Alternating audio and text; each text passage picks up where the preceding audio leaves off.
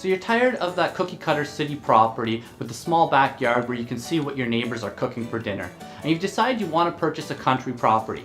Well, if you're looking to buy rural real estate, it's really important that you use a realtor who understands these types of properties and knows how to protect you from any unwanted expenses when you move in.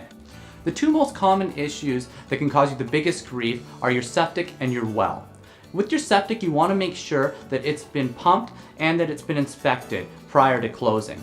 The second part of that sentence is really important.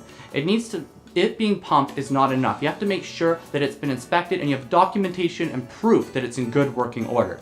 A septic system can cost you anywhere from $20,000 to $35,000, not to mention the nuisance of digging up your entire backyard to replace it. With the well, that's your other big ticket item. You want to make sure the well is in good shape. You need to make sure that the water is safe to drink and that the capacity is suitable for your family. Make sure this is a condition that you put in your offer. Buying a rural property is great.